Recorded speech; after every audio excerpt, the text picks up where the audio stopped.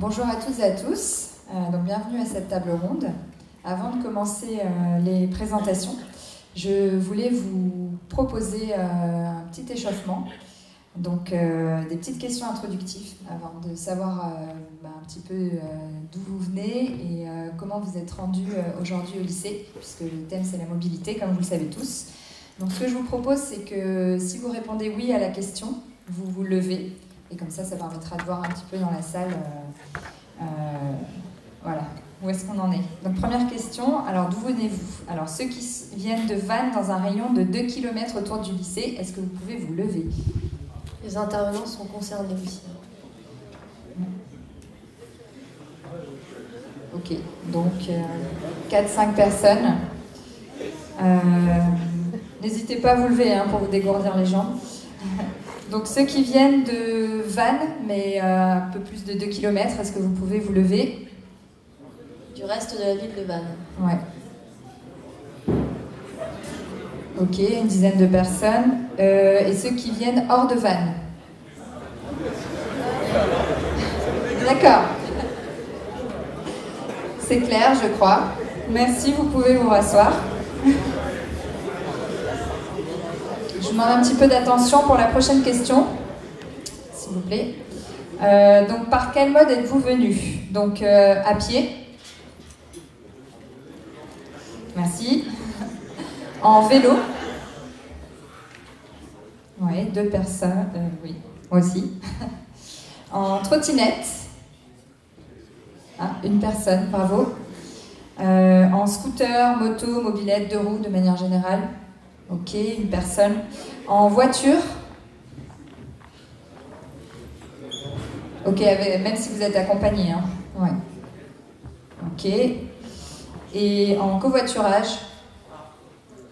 C'est bien. Et le dernier, en bus.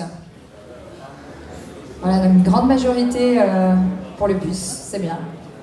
Merci beaucoup. Merci pour ce petit jeu. Donc maintenant, on va passer à la présentation, l'introduction. Donc je laisse Lucie prendre la suite. Donc bonjour à tous, on va rentrer tout de suite dans le vif du sujet en vous présentant les intervenants autour de cette table. Simplement en mot d'introduction, donc Lucie Marchandeau, Anne-Eva Poirier, on est toutes les deux cofondatrices de l'agence Diatomée. C'est une agence basée à Vannes qui accompagne les organisations et les territoires sur le sujet de la transition écologique, notamment sur les thèmes du climat, de l'économie circulaire et de la RSE, donc la responsabilité sociétale des entreprises. On accueille aujourd'hui Monsieur Denis Berthelhomme, bonjour. Vous êtes vice-président en charge des mobilités au sein de GMVA. Est-ce que vous pouvez nous expliquer un petit peu plus en détail quelles sont vos missions au sein de l'AGLO? Bonjour à tous, donc effectivement Denis Berthelhomme, vice-président en charge de la mobilité et aussi de l'infrastructure liée à la mobilité au sein de Golfe du Morbihan Vannes Agglomération. J'ai une autre fonction, je suis aussi maire d'une petite commune pas très loin d'ici qui s'appelle l'Armor-Baden. Voilà, donc les missions c'est d'organiser au sein de GMVA, d'organiser, de gérer le réseau KICEO, d'organiser à la fois les déplacements, la mobilité à l'échelle de l'ensemble des communes de GMVA. Est-ce que vous savez combien de communes sont concernées par le périmètre de Golfe du Morbihan Vannes Agglomération? Nous avons 34 communes dans notre périmètre, dont 2 îles, l'île aux Moines et l'île d'Ar, et nous montons jusqu'à Colpo. Donc vous voyez, le périmètre de GMVA est très important, on est à 800 km², et donc il faut organiser dans ce périmètre l'ensemble des déplacements, à la fois pour vous, en tant que lycéen, collégien, et déplacement de tous les matins et de tous les soirs pour rejoindre vos établissements scolaires, mais aussi pour l'ensemble des personnes qui travaillent sur le secteur et ceux qui se déplacent à la fois en bus, avec une orientation aussi, maintenant on parle de mobilité. Il y a quelques années, on a organisé uniquement les transports, donc uniquement la partie mobilité par les bus. Et depuis la loi LOM, on en parlera un petit peu tout à l'heure, mais rapidement, on organise aussi la mobilité au sens large, c'est-à-dire tous vos déplacements à pied, en covoiturage, en vélo, en trottinette pour certains, mais aussi la façon dont on se déplace avec un schéma directeur sur l'ensemble de notre territoire. Donc le véhicule aussi, les voitures, on ne les oublie pas parce que ça existe, mais aussi les bus. Donc, voilà. Très bien, merci beaucoup. Bonjour Madame Anne-Hélène Le Gall-Rousseau, vous êtes directrice de la mobilité au sein de GMVA également. Même question, est-ce que vous pouvez nous expliquer un peu plus en détail quelles sont vos missions au sein de l'AGLO? Alors moi, je suis le pendant technique de M. Berthelhomme, qui lui a l'aspect très politique, donc il vous a expliqué ce qu'on faisait. Donc en effet, moi je suis chargée de gérer et organiser le réseau de bus, les pistes cyclables, tout ce qui relève du covoiturage, enfin tout ce que Denis vous a dit tout à l'heure. L'idée étant de réussir à vous convaincre de vous déplacer autrement qu'en automobile, même si on le sait, vous l'avez dit Denis, l'automobile, elle fait partie de votre vie, vous avez envie d'apprendre à conduire, pour certains c'est déjà fait, pour d'autres pas. Mais voilà, on sait que c'est un désir très important pour vous, mais il faut, ce qu'on veut, c'est réussir à mettre des gens dans des bus ou à vélo pour des déplacements qui ne méritent pas d'être faits en automobile. Voilà. Donc c'est tout l'enjeu de nos actions du quotidien. Donc on est une équipe de 8 personnes à l'agglomération. Pardon. Et voilà, on fait ça. Enfin moi je fais ce métier depuis 15 ans. Et on a vu en effet progresser beaucoup ce sujet, et notamment depuis la loi L'Homme qu'on évoquera tout à l'heure. Très bien, merci beaucoup. Monsieur Rémi Champeau, bonjour. Vous êtes bonjour. Directeur fondateur de iGeneration. Est-ce que vous pouvez nous expliquer un petit peu plus quelle est cette entreprise et quelles sont vos missions au sein de cette entreprise? Oui, j'ai essayé. iGeneration, c'est une entreprise que j'ai montée il y a 10 ans. Il y a 10 ans tout rond maintenant, ce mois-ci. Et je voulais m'impliquer dans ce qu'on appelle la transition énergétique. Donc la transition énergétique, c'est tout ce qu'on va changer en fait dans le domaine de l'énergie pour devenir plus vert, plus écologique. Et au démarrage, je voulais implémenter en France des systèmes de piles à combustible et d'hydrogène énergie. Donc c'est des remplacements en fait des systèmes de batterie ou des réservoirs d'essence, mais qui n'émettent pas de carbone. Donc ça paraissait une solution sympathique et qui était déjà utilisée en Allemagne, au Canada, etc. Et après quelques temps, je me suis rendu compte que ces projets-là, que je voulais mettre en œuvre notamment sur des bateaux, ne fonctionnaient pas parce que les hélices des bateaux, les systèmes de propulsion des bateaux n'étaient pas prêts en fait à cette transition énergétique. Ça veut dire quoi? Ça veut dire quand on regarde un appareil de mobilité, il faut regarder l'appareil dans sa globalité du début jusqu'à la fin. Donc le stockage d'énergie c'est une chose, et puis après on va jusqu'à l'hélice, et là on se rend compte qu'en fait l'hélice elle n'a pas évolué depuis un certain nombre de décades en fait. Ça fait un certain temps qu'elles ont la même morphologie. Et ces systèmes propulsifs en fait ont été bien développés pour les systèmes thermiques en fait, les systèmes à énergie thermique, donc les moteurs diesel, les moteurs à essence, etc. Et ça change complètement le paradigme en fait, la manière de voir les choses, de se dire qu'on part en électrique, parce qu'en électrique on a une problématique que tout le monde connaît, c'est celle de l'autonomie. Et ça devient central en fait dans la manière dont on repense un produit, dont on redéveloppe un produit. Et c'est pour ça que là j'ai un des prototypes de notre premier produit qu'on vend aujourd'hui. Et c'est pour ça qu'il y a un aspect aussi différent de ce qu'on connaît habituellement, parce qu'il y a une foule de choses qu'on a reconsidérées du point de vue de l'électrique et pas du point de vue du thermique en fait. Donc voilà un petit peu le portrait de la start-up iGeneration que j'ai le plaisir de diriger encore aujourd'hui. Merci, on aura l'occasion d'y revenir à la suite de la table ronde. Corentin Kersuzan, bonjour. Vous êtes chef de projet innovation au sein de Morbihan Énergie. Même question, est-ce que vous pouvez nous expliquer ce que vous faites au sein de ce syndicat mixte? Oui, alors du coup, déjà je suis très content d'être ici. Il y a quelques années en arrière, j'étais en STI, comme certains d'entre vous, donc voilà. Je suis chef de projet innovation, comme vous l'avez dit, chez Morbihan Énergie. Donc Morbihan Énergie, c'est un syndicat départemental donc, des énergies du Morbihan, donc on est un service public. Et du coup, notre principale mission, c'est de gérer le réseau électrique pour amener l'électricité jusqu'à vos maisons.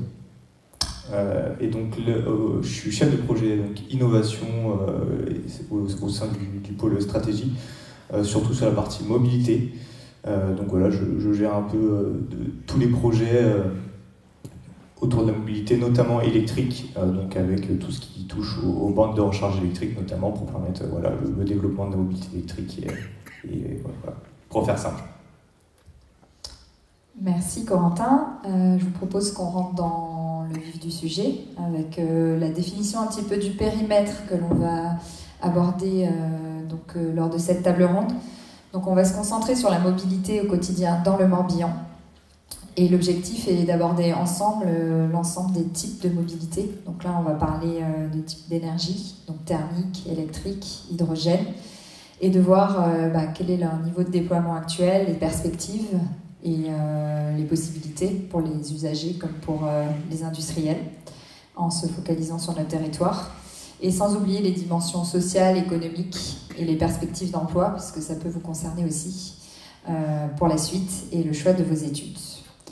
Donc voilà, je propose de faire un petit point introductif sur les chiffres clés concernant la mobilité. Donc rapidement, aujourd'hui, 31% des émissions sont dues au secteur du transport, des émissions de CO2. Donc là, c'est quand même presque un tiers. C'est le premier poste pour les Français. 63% des déplacements du quotidien se font en voiture, 24% seulement à pied. Et plus de 1 Français sur 5 utilise exclusivement sa voiture pour aller travailler. Donc, bien que son trajet soit inférieur à 9 km, ce qui représente 30 minutes à vélo. Et ce qui peut aussi poser des problèmes en termes d'accès à l'emploi si les personnes ne sont pas véhiculées. Et puis, c'est le premier poste de dépense pour un ménage, 18% du budget en moyenne, devant l'alimentation et le logement.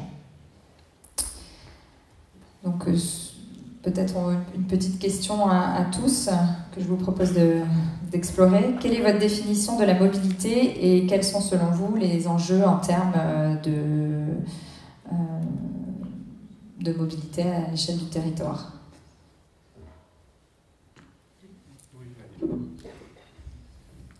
L'enjeu à l'échelle du territoire, c'est de permettre à chacun d'aller d'un point A à un point B, en prenant en compte qu'en se déplaçant du point A au point B, on a quelquefois besoin de faire, je prends un exemple, vous vous rendez à votre travail, et puis vous avez des jeunes enfants, vous avez des fois besoin de passer par l'école, donc vous passez par un point C. C'est comment on permet à chacun d'entre vous de se déplacer le plus facilement possible.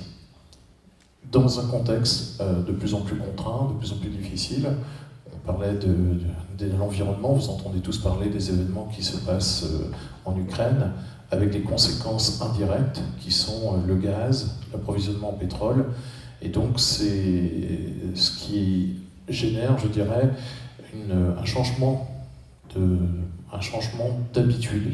Et il faut qu'on prenne le temps, que chacun d'entre nous se dise, voilà, je dois me déplacer, je dois aller chercher mon pain, par exemple. Vous avez beaucoup d'entre vous, pour aller chercher le pain ou les cigarettes, qui prenaient leur voiture pour faire des fois 1 km ou faire 500 mètres. Donc c'est ce changement d'habitude qu'il faut prendre en compte. C'est d'aller soit à pied chercher son pain, soit de prendre son vélo, d'aller chercher son pain, ou sa trottinette pour aller chercher son pain. Donc c'est ce genre de choses qu'il faut faciliter. Et pendant des années, nous avons organisé tout autour de la voiture.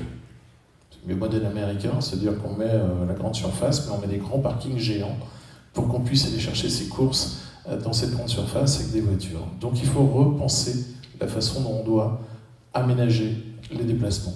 Et plus on facilite les déplacements en vélo, plus on va s'apercevoir que les personnes qui vont utiliser le vélo vont être en sécurité pour pouvoir se déplacer et mettront quelquefois le même temps que si on prenait sa voiture ou que si on prenait le bus. Parce que ça aussi, il y a une interaction avec le bus. C'est-à-dire que si on facilite les déplacements des bus, si on leur fait des couloirs, ils vont plus vite que la voiture. Donc si je dois prendre le bus et que je suis englué dans la circulation, ça ne va pas m'inciter à le prendre. Par contre, si je prends le bus et qu'il va plus vite que la voiture, je sais que je vais arriver à l'heure, je sais que je n'aurai pas à chercher des places pour me garer, que je n'aurai pas à payer aussi mon ticket de stationnement. Donc la mobilité, c'est comment, à l'échelle de notre territoire, en fonction de la disposition de notre territoire, je parlais tout à l'heure qu'on a quand même 34 communes, avec tous des déplacements qui sont importants, comment on crée des centres et comment on fait que l'interaction vers la ville-centre se passe le mieux possible pour qu'une fois qu'on est dans la ville-centre, on puisse se déplacer à pied, à vélo, ou en louant un vélo, ou en prenant le bus. Voilà. Donc c'est cette interaction, c'est comment on imagine le monde de demain en se disant il faut que j'ai un déplacement qui soit le plus fluide et le plus simple possible, mais qui correspond à mes attentes pour aller du point A au point B. J'ai pas dit le plus rapidement possible, je dis le plus intelligemment possible. Voilà. Anne-Hélène, quelque chose sur les contraintes techniques en particulier à rajouter ou... Non, pas sur les contraintes techniques. Peut-être juste rajouter, Denis, qu'en effet, il en va de l'attractivité de nos territoires. C'est-à-dire que c'est important, c'est un vrai enjeu pour nous, parce que ne pas pouvoir se déplacer correctement, ça freine l'attractivité du territoire. Or, aujourd'hui, on a un territoire très attractif, il faut qu'on puisse assurer toutes les demandes touristiques qu'on peut avoir sur le territoire. Et donc avoir une mobilité fluide et offrir un panel de mobilités différentes, c'est extrêmement important. En effet, on voit qu'aux horaires de pointe, Vannes est de plus en plus engorgé et que le vélo devient le mode de transport le plus rapide. Oui, parce qu'on se déplace tous dans le même créneau horaire. Et si vous venez sur Vannes le matin vers 10h30, vous roulez tranquillement. Hein. Voilà. Et je crois que c'est le constat qu'on fait tous. Hein. Il faut aussi qu'on pense à adapter nos horaires par rapport aux contraintes qu'on peut rencontrer. Notre territoire, est-ce que vous savez combien d'habitants nous sommes dans ce territoire de 34 communes ?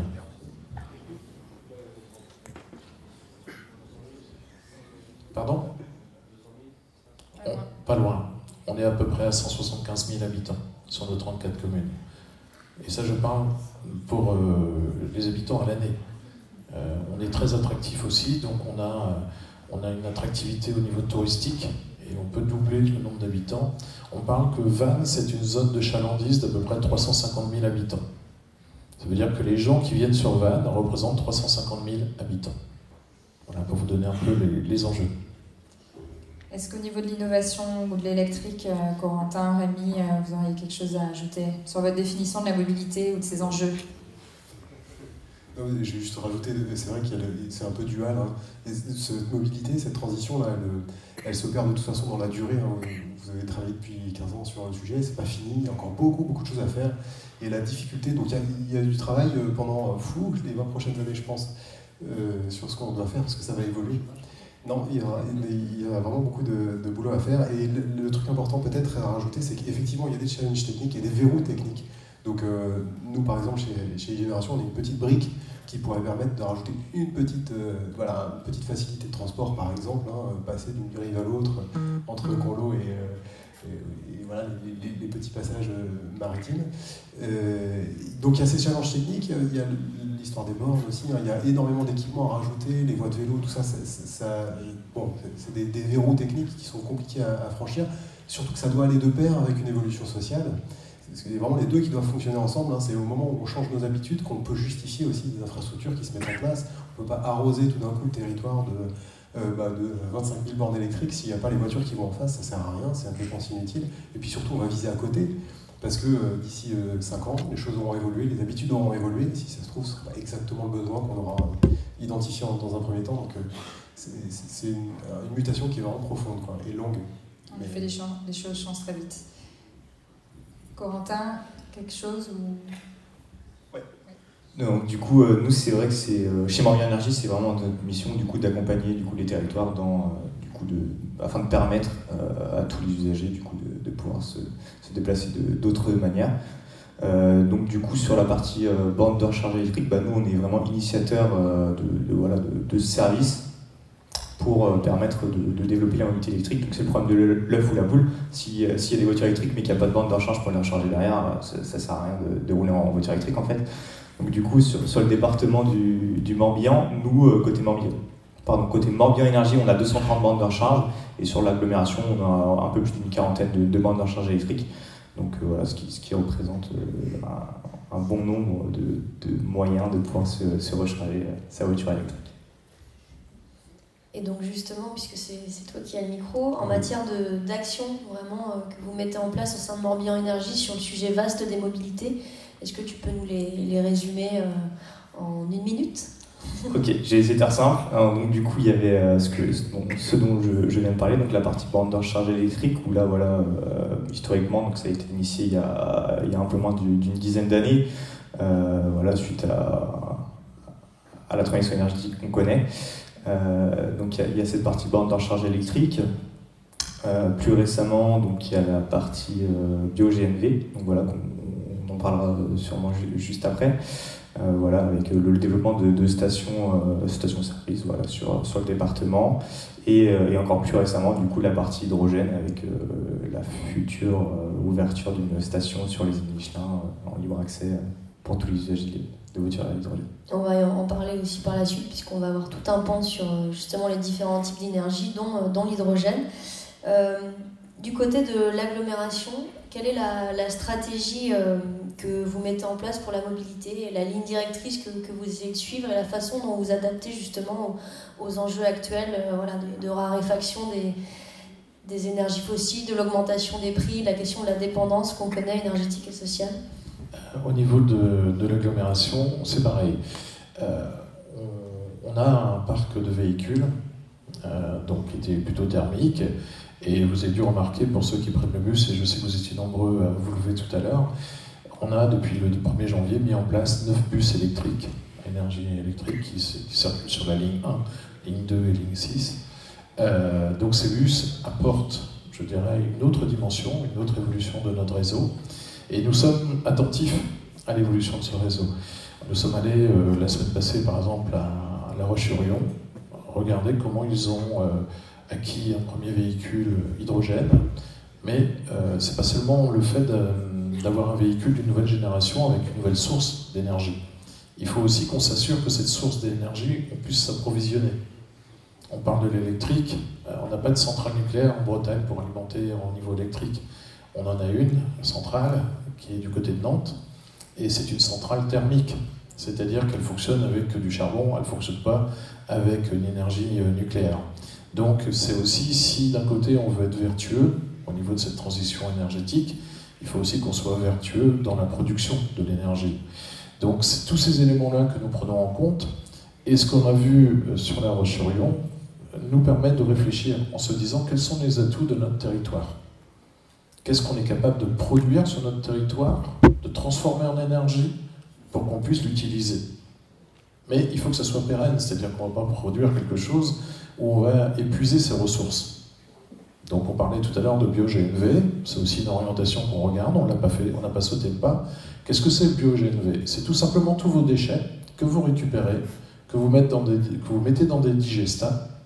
Ces digestats produisent du gaz, ce gaz on le récupère et on le réinjecte dans le réseau.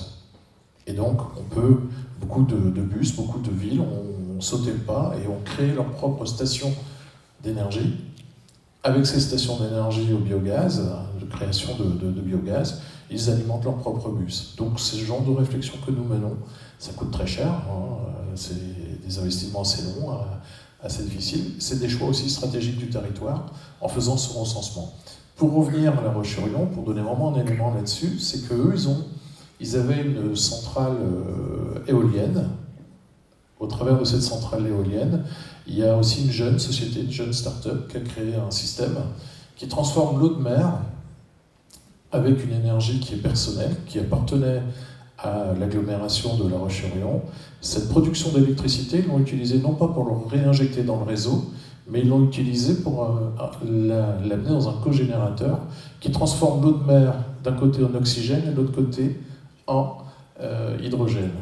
Et donc ils récupèrent l'hydrogène pour alimenter des stations-service qui alimentent leur bus et qui alimentent les nouveaux véhicules des nouvelles générations qui vont sortir, qui vont arriver. Donc c'est à la fois dans ce territoire, non pas d'imaginer en même temps la façon dont on se déplace, mais aussi imaginer la ressource en énergie qu'on va avoir besoin pour que demain les véhicules et les choix que nous faisons puissent continuer à fonctionner. Oui, en fait, il s'agit vraiment d'anticiper au mieux les années à venir, avec à la fois un développement du territoire et une population croissante, et en même temps des objectifs de sobriété et de réduction des consommations. Et donc c'est comment l'équation se résout à ce niveau-là. Anne-Hélène, est-ce que vous pourriez compléter simplement et nous donner quelques exemples peut-être des dernières réalisations ou des projets en cours ou à venir sur ce sujet? Alors, les projets, Denis en a parlé, enfin le projet. C'est un projet qui a abouti puisqu'on a désormais 9 bus électriques. Donc c'est une ligne directrice qu'on va poursuivre puisqu'on fait l'acquisition de 2 à 3 véhicules par an. Donc forcément, on a des obligations réglementaires aussi d'acheter du véhicule dit propre. Après, on a des réalisations plus sur tout ce que vous évoquiez tout à l'heure, Rémi, sur le verrou technique, où là où on sait qu'on a aussi de la marge de manœuvre sur tout ce qui est aménagement de pistes cyclables, qu'on réalise, ça fait partie de notre corps de métier. Le développement des services vélos, on y viendra peut-être tout à l'heure, mais tout ce qui est vélo libre-service, la location de vélos, les subventions vélo assistance électrique, enfin voilà, tous ces éléments-là qui font qu'on enclenche à un moment un changement, un état d'esprit. On parle de transition environnementale ou énergétique, moi je parle plutôt de transition comportementale, pour moi c'est la base, et quand on aura changé, en effet, derrière, tout suit, tout découle. Mais il faut qu'il y ait une prise de conscience collective. C'est ça, en fait, l'enjeu de notre métier. Si vous me permettez, je reprends le micro. Juste pour apporter, il y a la fonction de vice-président, je l'ai exercée dans un précédent mandat, toujours au niveau avec Anne-Hélène et toute l'équipe. Et c'était l'avènement des vélos à assistance électrique. Il y en avait très peu, et ça commençait à venir. Et pour moi, à partir du moment où les vélos à assistance électrique sont arrivés dans le paysage et que ça a été fiabilisé, à partir de là, je me suis dit, tous les déplacements de 5 km autour d'un objectif ou autour de soi, on va le faire en vélo assistance électrique. Et c'est vrai que le Covid a accéléré cette transition comportementale où les gens se sont dit, je ne peux pas sortir de chez moi, mais je vais acheter un vélo électrique. Et du coup, le kilomètre autour de chez moi, je vais commencer à le faire. Et on s'est rendu compte que de plus en plus de personnes allaient de plus en plus loin avec leur vélo assistance électrique. Et donc ce phénomène, grâce au Covid, entre guillemets, s'est accentué. Et énormément de personnes ont sauté le pas d'acheter un vélo à assistance électrique. Et pour aller, ce que j'évoquais tout à l'heure, l'exemple, chercher leur pain, ils prennent leur vélo à assistance électrique plutôt que leur voiture d'aujourd'hui. Donc c'est ce changement comportemental qui fait que derrière, on est aussi obligé, nous, d'apporter des solutions pour que ça se fasse en sécurité et en évolution au niveau de la demande. Sortir un produit ou avoir une énergie nouvelle, s'il n'y a pas de débouché ou si on n'est pas prêt à l'utiliser, ça ne sert strictement à rien. Merci beaucoup. Rémi, on va aller un petit peu sur l'eau maintenant, sur le golf. Est-ce que tu pourrais nous présenter le panorama des différents modes utilisés pour le transport maritime, côtier, plaisance, le ratio peut-être voile-moteur, si tu l'as, en tout cas qu'on ait un peu des chiffres là-dessus. C'est assez... Alors, je n'ai pas des valeurs très précises, mais effectivement on peut en parler. La partie, ce qu'on sait, c'est quoi sur notre territoire, on a un super plan d'eau, le golfe du Morbihan. Je suis sûr qu'il y en a pas mal qui le pratiquent pour des sports nautiques, par exemple. Et c'est un plan d'eau qui est ultra saturé en été, en fait. On a une grosse attractivité sur le territoire, vous l'avez dit tout à l'heure. Et ça fait partie des problématiques qui surgissent, parce qu'au bout d'un moment, ce plan d'eau qui est un plan d'eau naturel et qui a vocation à être protégé, puisque c'est quand même une ressource écologique assez fantastique, un paysage à protéger, on le transforme de plus en plus, effectivement, en autoroute de la mer. Il y a de plus en plus de véhicules thermiques du coup, qui circulent dessus, et parfois en plein milieu de l'été, ça devient assourdissant en fait de pratiquer ce plan d'eau. Aujourd'hui, l'essentiel des déplacements se font pour de la plaisance en fait. Donc on a assez peu en tout cas en été par exemple, on a assez peu d'enjeux professionnels sur ces thématiques-là. Il y a quelques lignes qui permettent quand même de traverser et qui sont essentielles évidemment pour l'histoire de mobilité, pour traverser, pour aller vers les îles ou faire des traversées plus efficaces entre Locmaria-Quai et puis en face. Ça fait quelques minutes en bateau, alors que si on devait faire le tour du Golfe, on y arriverait pour 2 heures. Donc il y a des choses intéressantes à faire. Pour l'instant, essentiellement, sur tout ce qui est transport maritime, on est resté sur du gasoil. On n'a pas su faire autrement. Ce qu'il faut voir, c'est que particulièrement, en fait, sur l'eau, le coût énergétique est beaucoup plus important encore que sur la route. Les rendements sont moins bons, parce qu'on est dans de l'eau. Une roue, ça transmet directement son énergie à la voiture, mécaniquement.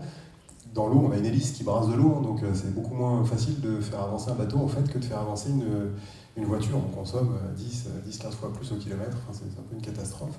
Et du coup, le challenge est encore plus compliqué pour aller vers des mobilités où finalement, à chaque fois, la question énergétique du stockage d'énergie devient proéminente en fait sur l'eau. Le dernier petit détail, c'est que alors, du coup, il y a aussi des innovations qui se placent pour essayer de soulager un petit peu toute la consommation du gasoil, et notamment dans le domaine naval et du transport professionnel. Donc on voit apparaître des projets passionnants là où on a de l'assistance à la voile. Je ne sais pas si vous avez vu ce paquebot de Zephyr Obori, une belle start-up aussi de l'Orientaise qui est intéressante. Ils ont mis des voiles sur un paquebot qui transporte les pièces de la fusée Ariane. Donc c'est des étudiants qui ont pensé ce projet en fait au tout démarrage, et qui ont répondu à un appel d'offres un petit peu de manière culottée. Ils l'ont remporté et du coup ils ont fabriqué le paquebot là, donc une assistance vélique. En fait, un paquebot, un vrai paquebot, un transport de marchandises, et qui soulage la consommation d'environ 30% 30 ou 40%, parce qu'il y a toujours évidemment besoin d'énergie thermique pour faire l'essentiel de la propulsion, mais néanmoins, ça retire quand même 40% de consommation, et c'est clairement ça de moins dans l'atmosphère. Et puis c'est aussi un vecteur d'économie, parce que d'un moment, le transport, c'est du gasoil, et des fuels qui ne sont pas très propres d'ailleurs, j'en profite pour le dire, on est content de pouvoir économiser ça, quoi. Donc la voile, à peine, commence à venir dans l'environnement professionnel maritime. Ouais. Et est-ce que selon toi, la configuration géographique du golfe du Morbihan, on le sait, avec beaucoup de courants, des courants très forts, les marées, les estrans, etc., fait aussi que le développement d'autres types de mobilité avec de la voile, ou en tout cas sortir du moteur thermique, est compliqué parce qu'on a un besoin de puissance, peut-être parfois de réactivité Oui, c'est vrai, probablement, oui, d'une certaine manière, ça rajoute une contrainte supplémentaire. Alors, on est parmi les plus... Enfin, c'est vrai que c'est les courants parmi les plus forts, en tout cas à pratiquer en transport, mais il n'y a rien d'inaccessible non plus, on trouve des solutions. Le truc important, quand on bascule sur des propulsions où on doit être économe en énergie, c'est qu'un bateau, quand on lui double sa vitesse, il multiplie par 8 la puissance qu'il faut lui transmettre pour faire avancer le bateau, quoi. Donc assez rapidement on comprend que pour passer de 10 à 20 nœuds en bateau, ça va coûter énormément plus d'énergie. Quand on sait qu'on est sur des stockages de batteries qui descendent à la vitesse de la lumière, on aura plutôt tendance à essayer de descendre les vitesses et d'aller le moins vite possible. Alors du coup ça veut dire quoi? Ça veut dire que typiquement on va éviter d'essayer de remonter des courants. Il faut revenir. Alors, les gens qui sont un petit peu plus dans la plaisance ou commencent à s'habituer justement à... Ils le savent déjà depuis longtemps, ils se servent des courants en fait. On navigue pas contre courant, c'est une aberration à la voile. Bon sens. Ouais, exactement. Ouais. Alors ça conditionne un petit peu tout parce que nécessairement, c'est un peu ce qu'on disait tout à l'heure, hein, on doit prendre le temps de planifier son trajet différemment, sa croisière si c'est de la plaisance. Mais on ne remonte pas contre le courant, on s'en sert au contraire pour essayer de jouer avec. Ça, donc ça peut se présenter dans les deux sens. Hein. Et puis c'est tout le... Quand on est bon navigateur, normalement, on avance avant tout avec les éléments et ensuite on se sert du moteur si besoin. Quoi. Oui, effectivement, ouais, tout à fait. Est-ce que vous avez des questions sur voilà, les premiers échanges qu'on a eus, sur la compréhension de ces sujets, des enjeux n'hésitez pas. Tout était clair? Ouais. Ok, super. Eh ben, on enchaîne. Je vous propose qu'on passe maintenant à la typologie de chaque énergie. Donc, comme on l'a vu, le thème de la table ronde, c'est les nouvelles mobilités. Donc, électrique, thermique, hydrogène. Donc, commençons par le thermique. Alors, nouvelle mobilité thermique, est-ce qu'il n'y a pas un paradoxe dans la question? Le thermique est une énergie très ancienne, qui a commencé par le charbon, notamment avec les premières locomotives à la révolution industrielle. Et aujourd'hui, je voulais vous poser une question. Savez-vous quelle est la dépendance du secteur des transports aux énergies fossiles, donc thermiques, notamment, en pourcent? Est-ce que vous avez une idée? Trop? 62, 91%. Donc les transports reposent majoritairement sur les énergies fossiles. Et comme vous le savez, je pense, la problématique actuelle est lutter contre le dérèglement climatique, qui est principalement dû à l'extraction, la production, l'usage des énergies fossiles. Donc voilà, pour atteindre la neutralité au niveau planétaire en 2050 et se limiter à 1,5 degré et 2 tonnes par personne, les énergies fossiles, à moins qu'il y ait de très grandes innovations, même s'il y en a, ça ne vont pas être les énergies du futur. Et selon vous, quelle est la meilleure énergie en termes d'impact carbone, par exemple? Hydrogène, électrique, oui. Alors on va explorer tout à l'heure, mais la meilleure énergie, c'est vos jambes. Donc vélo, marche à pied, je pense que c'est celle qui est la meilleure pour la santé et pour l'environnement. Alors, aujourd'hui, juste pour vous faire une petite clé de répartition sur les types de modèles de voitures, donc là, je me centre sur le thermique. Donc les modèles essence sont à plus de 40%, les diesels 21%, ils sont en forte baisse au niveau des ventes aujourd'hui. Et les hybrides non rechargeables, 17%. Donc une grande aussi augmentation des véhicules électriques, et notamment dans certains pays comme la Chine, qui n'auront plus le droit de vendre des véhicules thermiques à horizon 2030, je crois, ou 2040. Donc il y a un enjeu énergétique environnemental fort, comme on l'a vu. en termes de qualité de l'air aussi, puisque les énergies fossiles, la combustion en fait émet des particules fines ou des émissions d'oxyde d'azote qui sont impactantes pour la santé et qui donc la pollution de l'air est une grosse problématique aussi de santé publique. Et un enjeu social, donc comme on l'a vu aussi, l'accès au prix du carburant. Donc il y a eu les gilets jaunes pour nous le rappeler. Et puis aujourd'hui les grèves, donc, parce que ça pose de gros problèmes donc aussi économiques pour tout le secteur des transports de marchandises et pour que les personnes puissent se rendre à leur travail. Donc il y a on va dire une innovation qui n'est plus si nouvelle, mais qui peut peut-être prendre le dessus aujourd'hui. J'en profite pour vous montrer la une du Ouest France que j'ai empruntée en arrivant ici, qui est justement l'éthanol, l'alternative face à la flambée du carburant. Donc on est vraiment dans l'actualité. Donc en termes de biocarburant, peut-être Corentin, est-ce que tu pourrais nous présenter un petit peu ce que c'est et quelles sont les perspectives pour le territoire ?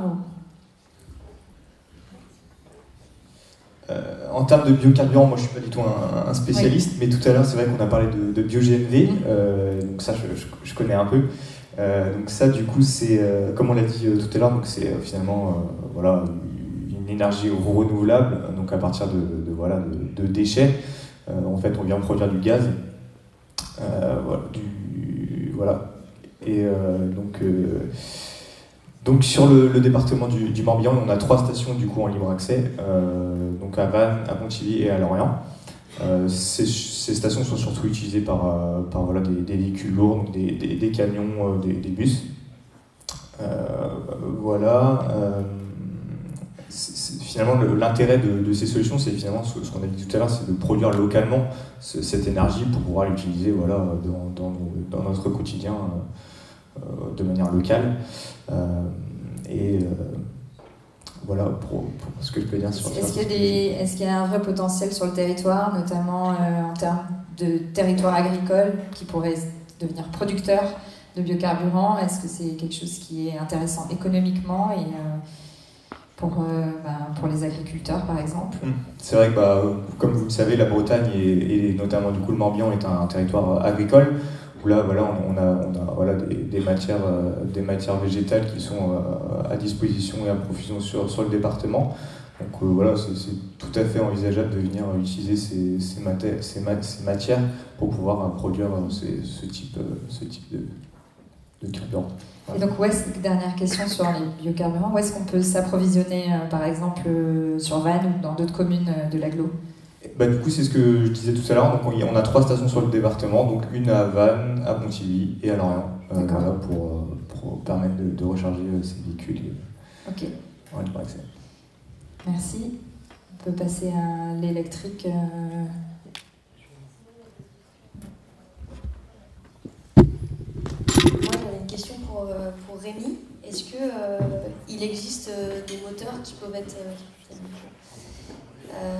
Est-ce qu'il existe des moteurs donc, destinés aux bateaux qui fonctionnent avec les biocarburants? Donc, on le rappelle, les biocarburants, ça peut être des dérivés de biomasse en fait, donc qui sont utilisés à base de matières végétales, animales.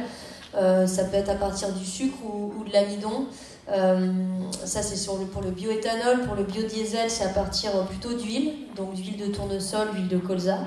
On a aussi les biocarburants de 2e génération. Là c'est plutôt à partir d'éthanol qu'on extrait du bois ou de la paille. Et là commencent à arriver les biocarburants de 3e génération qui eux utilisent notamment les algues qui en fait pour se développer ont besoin de beaucoup d'eau, de soleil et surtout de CO2. Et donc l'intérêt aussi de ce type de culture, ça permet de résorber la quantité de CO2 présente dans l'air.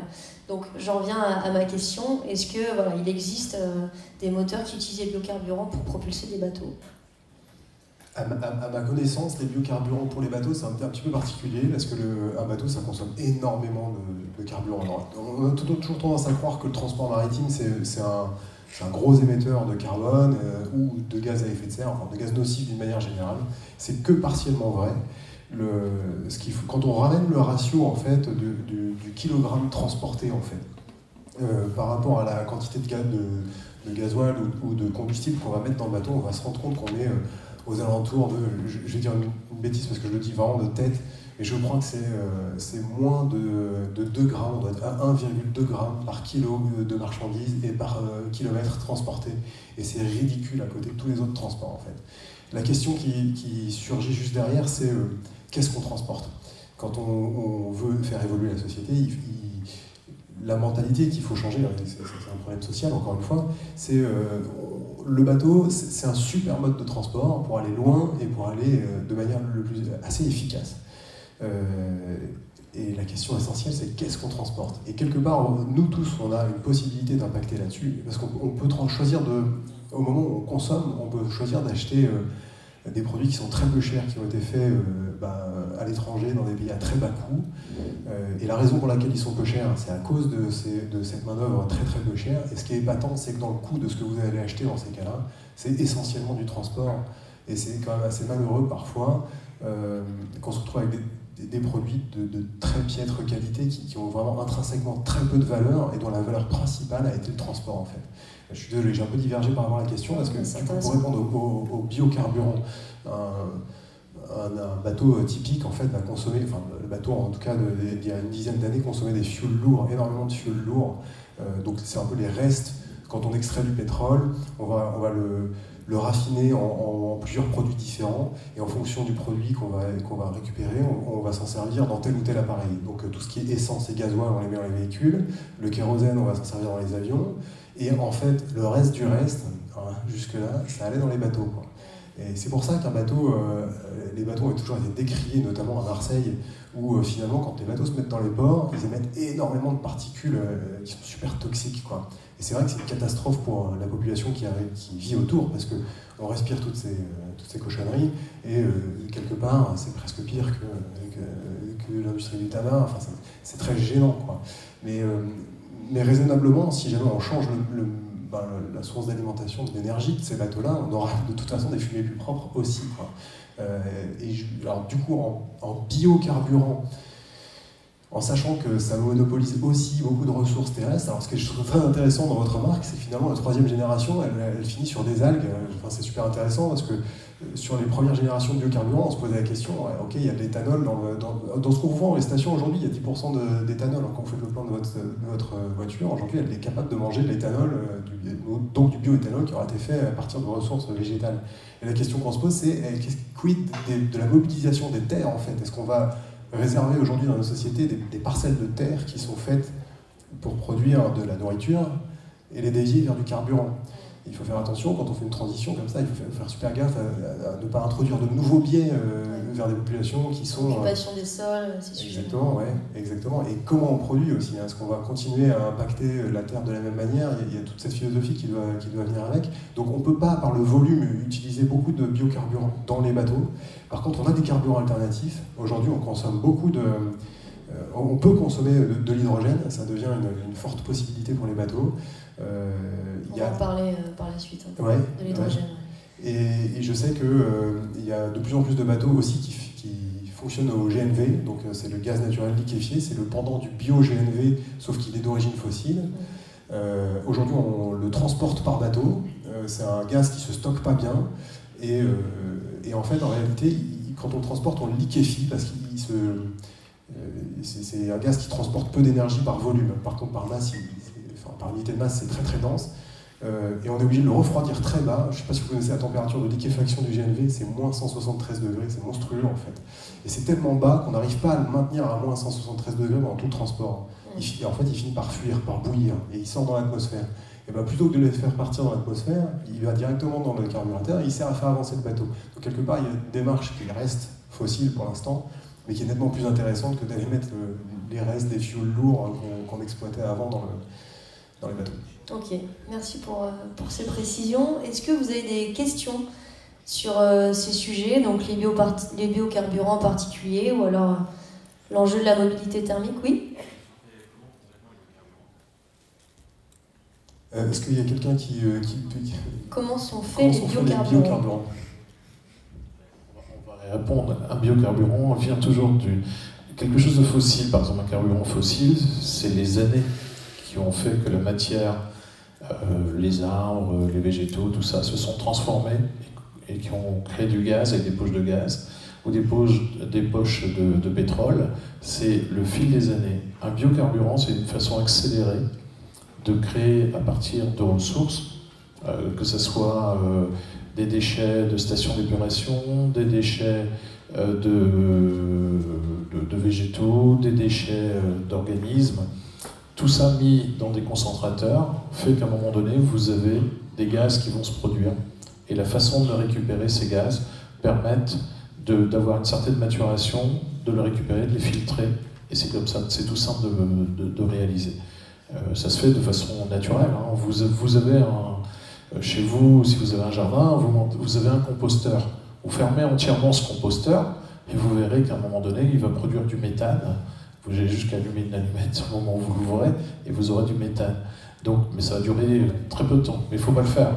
Mais ce que je veux dire, on pourrait tous créer chez soi son petit composteur, sa petite centrale à biocarburant. Après, c'est un cycle industriel parce qu'il faut quand même sécuriser l'ensemble. Parce qu'un digesteur qui, je l'ai vu, un digesteur qui, je dirais, déborde, le grand risque, c'est que ça s'enflamme et que le grand risque, c'est que toute la chaîne détruise. Donc, c'est pas si simple. Mais produire aussi d'autres énergies, c'est quelquefois un petit peu de risque. Mais il y a plein d'énergies. On parle pour les bateaux, mais le meilleur des modes de déplacement en bateau, c'est la voile. Sauf qu'on sait à quel moment on part, on ne sait pas à quel moment on va arriver. C'est le seul truc. Et si on veut utiliser les courants du golfe du Morbihan, petite anecdote, hein, quand j'étais avec mes enfants et que j'avais mon 420, mon épouse m'a vu partir avec mes 2 filles un matin, et puis on a été pris dans le courant, on était sortis du golfe, on n'a pas pu rentrer avant l'inverse de marée le soir. Donc elle ne s'est pas inquiétée, elle n'a pas appelé la SNSM parce qu'elle savait que je savais naviguer, mais je peux vous dire que on a passé une journée sur l'eau, quoi. Mais on sait à quel moment on part, on ne sait pas à quel moment on vient. Et dans le monde moderne dans lequel on vit, on a tous maintenant des impératifs. Et donc, on s'impose des contraintes horaires qui fait qu'on a appris à aller vite d'un endroit à un autre. Et c'est ça qu'il faut aussi changer le paradigme en disant, là j'ai un peu de temps, je vais utiliser ce temps pour me déplacer, etc. Pour revenir à votre question, comment on produit, il y a plein de sources de production d'énergie. Vous avez les panneaux solaires, vous avez les éoliennes, les hydroliennes et autres. La problématique, c'est comment on produit de telle façon qu'on ait une ressource sûre. Si je prends les panneaux solaires, vous avez un temps gris et autres, vous produisez très peu, le rendement est plus faible. Et puis la qualité des panneaux solaires évolue, les techniques évoluent aussi. Mais si je prends les éoliennes, quand vous avez 85 km de vent, ça ne produit plus. Quand c'est inférieur à 15 km de vent, ça ne produit plus. Donc il y a des moments où on ne peut pas produire d'énergie. Donc c'est aussi comment on fait. On adapte la production d'énergie par rapport à la ressource qu'on a besoin. Et comme on produit, on consomme quand même, regardez la salle dans laquelle on est, même si c'est des LED ou autres, là aujourd'hui, on est en train de consommer quelques kilowatts dans notre intervention, parce que on a des micros, on a tout ça c'est connecté. Donc il faut bien produire à un moment donné cette énergie quelque part. Et comme on ne peut pas stocker l'électricité en dehors des batteries, eh bien d'accord, ouais. Il faut bien qu'on la consomme cette énergie. Donc voilà, c'est toute la complexité. Mais ce que je peux dire, c'est que ça évolue de façon... On réinvente la poudre des véhicules électriques au début du siècle dernier. Ils existaient déjà. Et on est passé au thermique parce que le thermique amenait plus de continuité d'utilisation qu'un véhicule électrique. Justement, très bonne transition. On va enchaîner tout de suite sur les mobilités électriques. Donc, comme vous le savez, le nombre d'immatriculations de véhicules électriques augmente énormément en France. Quelques chiffres, il a été multiplié par 4,5 entre 2017 et 2020. Il faut savoir que la France compte au total 32 millions de véhicules particuliers. Est-ce que vous savez, sur l'ensemble du parc automobile français, combien de véhicules électriques roulent sur les 32 millions ? 1 million ? 2 millions ? Le million. Eh bien non, même si le chiffre est en hausse permanente, ce sont 200 000 véhicules électriques qui roulent en France sur les 32 millions, donc la marge reste encore importante. Ça, ce sont des chiffres de 2019. Depuis, ça a augmenté, mais en tout cas, on n'a pas encore atteint le million, ça c'est sûr. Rapidement sur le fonctionnement des moteurs électriques, en fait le sujet n'est pas simple parce qu'on sait qu'une voiture électrique peut émettre jusqu'à 3 à 4 fois moins de CO2 qu'un véhicule thermique, mais pour ça il faut prendre différents aspects, notamment l'ensemble de son cycle de vie, puisque le biais des véhicules électriques c'est justement la question de la fabrication des batteries et la gestion de fin de vie. Et l'impact environnemental se fait là-dessus. On sait aussi qu'un véhicule électrique, pour avoir un impact moindre, doit rouler autour de 30 000 à 40 000 km. S'il roule moins, ou alors s'il est très peu utilisé, il va avoir un impact qui peut être plus fort que le véhicule thermique.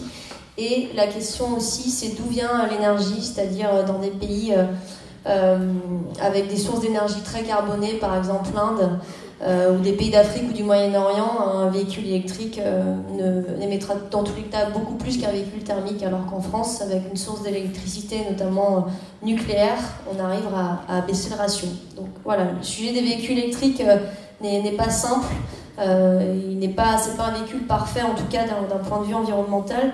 Justement sur la question du fonctionnement de ce véhicule et notamment du moteur, Corentin peut-être ou qui veut dans l'Assemblée, est-ce que vous pouvez nous expliquer comment fonctionne un moteur électrique ? Pour faire simple, c'est vrai qu'un moteur électrique c'est techniquement plus simple qu'un moteur thermique, donc voilà, on supprime un peu, comme vous pouvez du coup ne pas l'entendre, la partie qui fait du bruit, donc tout ce qui est piston, arbre-cam, etc. Donc la partie, on va dire, fabrication d'un moteur électrique est plus simple qu'un moteur thermique. Toutefois, du coup, il y a entre guillemets, le problème dont vous avez parlé à l'instant, sur la partie du coup des batteries. Donc là, il faut savoir que du coup, forcément, le moteur électrique est plus simple à produire qu'un moteur thermique, donc il est moins cher. Par contre, le coût d'une voiture électrique, c'est principalement la batterie, qui représente du coup environ 30 à 40% du prix d'un véhicule électrique.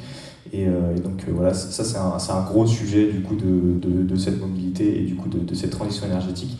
C'est forcément, comme on disait tout à l'heure, donc les véhicules électriques, ça date d'il y a quelques années maintenant, et ça évolue énormément. Donc voilà, on peut le voir du coup notamment au niveau des autonomies, où les premiers véhicules, les premières Zoé, voilà, on appelle des Zoé 100 km, on ne pouvait pas dépasser les 100 km. Aujourd'hui, les derniers Zoé, c'est minimum 400 km.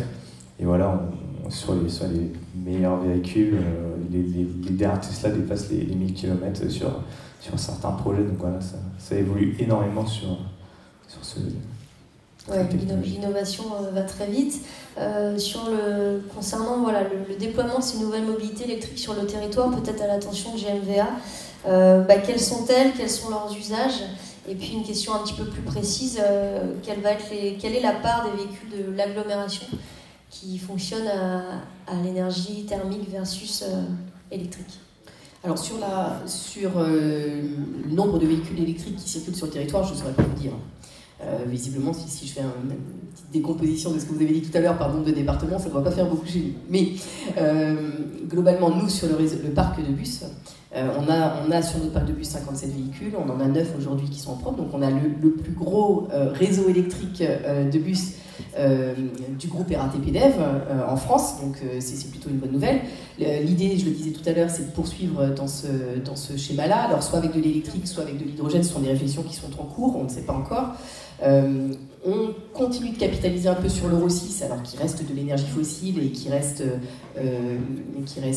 voilà, pas neutre. L'Euro 6, c'est une norme. C'est une norme diesel. Voilà, diesel, ouais. Voilà, mais qui reste beaucoup plus propre que des anciens véhicules avec lesquels on circule, des Euro 3 ou des Euro 4, qui sont des anciennes normes diesel. Et donc l'idée, c'est quand même d'arriver à évoluer et de consommer moins. On a ce parc de bus, et puis on a aussi tout le développement des vélos à assistance électrique. On le voit bien, nous, il y a une évolution depuis 2019, on parlait de la Covid tout à l'heure, mais il y a une évolution depuis 2019-2020 avec une vraie appétence pour le vélo électrique. On le voit notamment au niveau des subventions vélo assistance électrique qu'on alloue. On a eu une évolution, on est rendu aujourd'hui à entre 500 et 600 vélos subventionnés annuellement. Donc on sait que depuis le début du dispositif en 2016, il y a au moins 4000 personnes qui se sont mis au vélo électrique. Mais on le voit au quotidien, c'est-à-dire rien qu'en venant aujourd'hui, aux abords des écoles, on les voit, les vélos électriques qui circulent beaucoup. Je pense que le pari est gagné.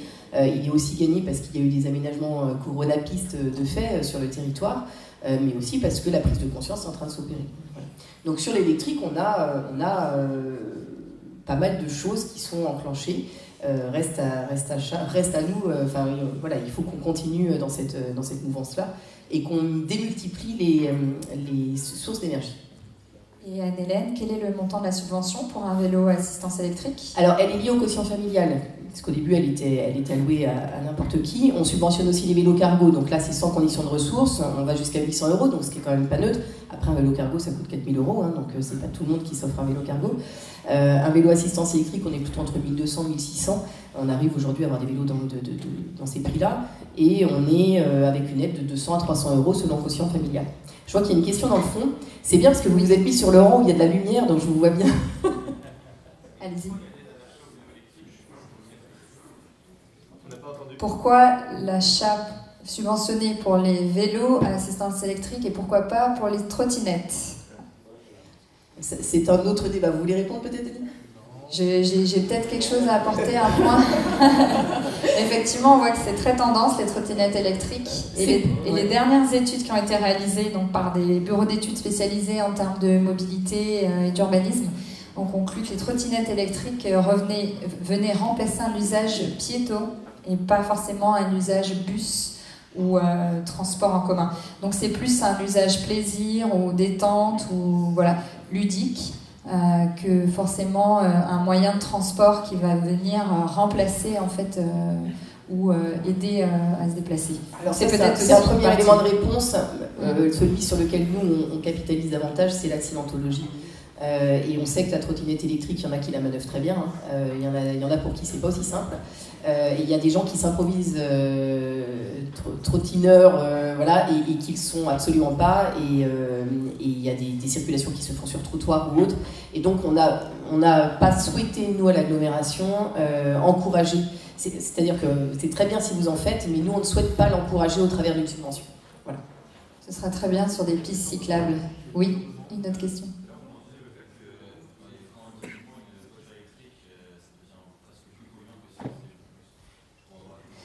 En fait, on regarde sur l'impact, si on prend l'impact carbone, donc les émissions de gaz à effet de serre, on va regarder tout le cycle de vie de la voiture électrique, c'est-à-dire depuis l'extraction des matières premières qui sont nécessaires à la fabriquer, la fabrication du moteur, de la carrosserie, de la caisse, etc., fabrication de la batterie qui nécessite beaucoup de terres rares et de ressources qui sont polluantes et qui émettent des gaz à effet de serre pour les extraire. Et donc l'usage en fait de cette voiture électrique, donc déjà à la fabrication, la voiture électrique est plus carbonée que la voiture thermique. Sur juste la phase fabrication. Après sur l'usage, si on est dans un pays où le mix électrique est sur une énergie qui est faiblement carbonée, donc on a dit nucléaire, mais il y a aussi les énergies renouvelables, hein, c'est quand même ce qu'il faut privilégier aussi pour avoir des énergies non carbonées. Donc là, on est sur un usage, un ratio où effectivement la voiture thermique émet moins, la voiture électrique émet moins de gaz à effet de serre, voire très peu. Donc sur tout le cycle de vie, il faut que cette voiture roule pour que l'usage vienne compenser en fait cette phase de fabrication. Et puis il y a la fin de vie aussi. Donc voilà, si on achète une voiture électrique et qu'elle roule 3 km par semaine, c'est pas très intéressant. Voilà. Il vaut mieux un vélo ou... Oui, d'autres questions? Un vélo cargo, c'est les gros vélos que vous voyez avec des enfants qui sont transportés devant. Donc ils ont une caisse devant, qui permet, devant ou derrière. Hein. Ils ont un petit caisson qui permet de mettre des enfants ou il y a ou des courses. Hein. On a un boulanger aussi qui effectue ses livraisons sur le territoire de Vannes avec un vélo cargo. Donc c'est des plus gros vélos et donc raison pour laquelle ils sont plus chers aussi. Il y a une question là-bas. Question.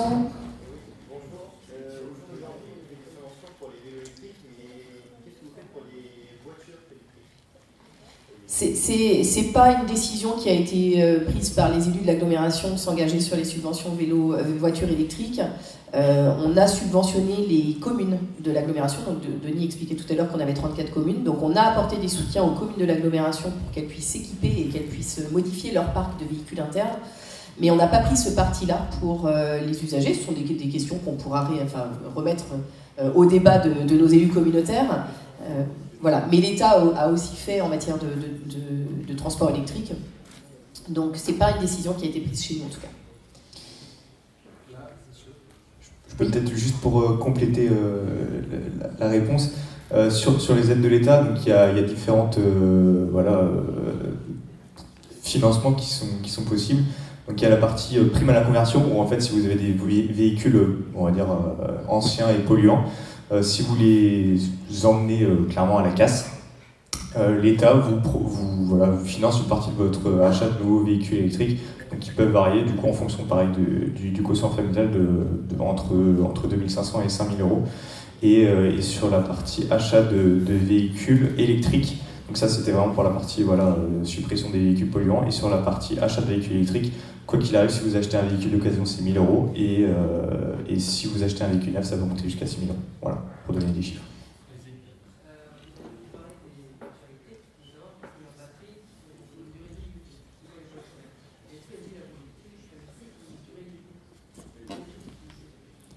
Donc on va revenir sur l'hydrogène tout à l'heure, mais peut-être rapidement. Ouais. Et tous les objets techniques ont une durée de vie limitée. Il n'y en a pas un qui permettra de faire un truc éternel, ça n'existe pas. À un moment, ça s'use une pile à combustible, par exemple, ça va s'user rapidement si on utilise des combustibles qui ne sont pas très raffinés. Il faut que l'hydrogène soit très pur pour ne pas abîmer les composants de la pile à combustible et pour lui permettre de vivre très longtemps. Après, il faut nuancer toutes ces choses-là parce qu'encore une fois, ça s'inscrit dans une dynamique. Il n'y a pas de vérité absolue. Ça existe maintenant, tout ce qu'on dit maintenant, mais demain, après-demain, ça va changer très très rapidement. Il y a des nouvelles technologies de batterie qui sont en train d'arriver. Moi, une des raisons pour lesquelles j'ai quitté l'environnement du stockage d'énergie, c'est parce que je trouvais que c'était un environnement qui était beaucoup trop dynamique et beaucoup trop instable pour monter une entreprise en fait. Bon, après, c'est très bien pour la planète parce que ce que ça crée, c'est des nouveautés très très rapides. Et demain, vous allez voir des technologies de stockage d'énergie électrique. Donc c'est du stockage, c'est de l'énergie potentielle chimique dont on parle, qui vont être complètement différents de ce qu'on utilise maintenant. On va pouvoir, j'en ai vu au moins des systèmes de batterie qui se stockent, dont le fonctionnement c'est de rapporter un électrolyte chargé. Donc on arrive en station, on vide la batterie de son électrolyte et on la remplit d'un nouvel électrolyte qui est chargé.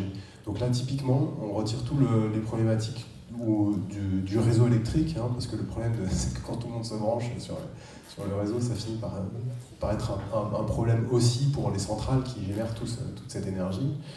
Et finalement, tout va changer très très rapidement. Et donc, voilà, aucun objet technique n'a une durée de vie illimitée.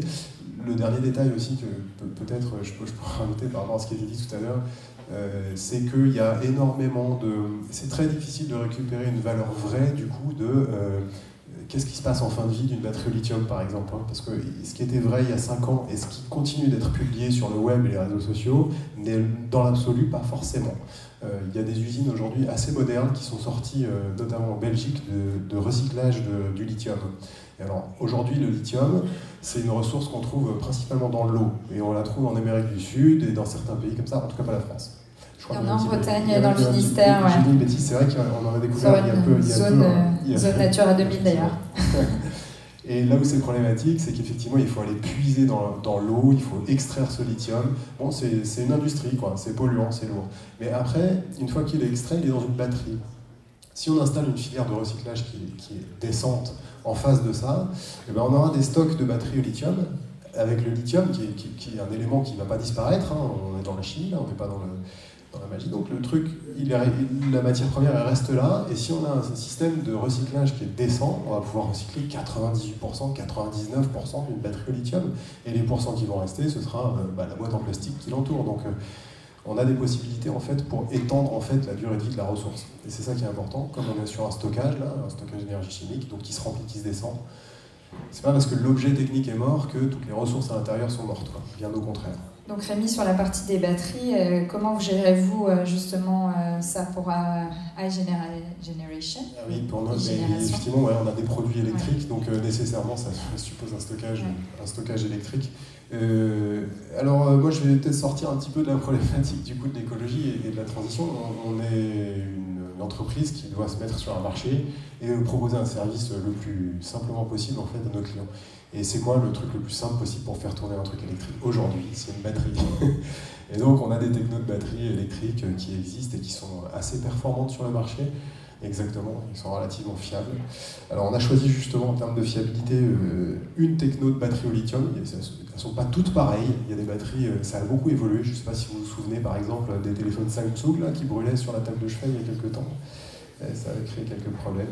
Donc on n'a pas choisi cette techno-là, on a choisi une techno un peu moins performante mais qui est beaucoup plus sûre en fait, qui marche bien dans l'environnement et en fait ça nous permet de faire une solution pour nos clients. Et c'est pas du tout pour ça qu'on s'arrête à ça. Nous on fabrique un objet qui consomme de l'énergie électrique et ça peut provenir de multitudes de sources différentes. Ça peut provenir de sources photovoltaïques, ça peut provenir d'éoliennes, ça peut provenir de batteries. En général il y en a une ou deux quand même qui font le tampon pour gérer les intermittences justement.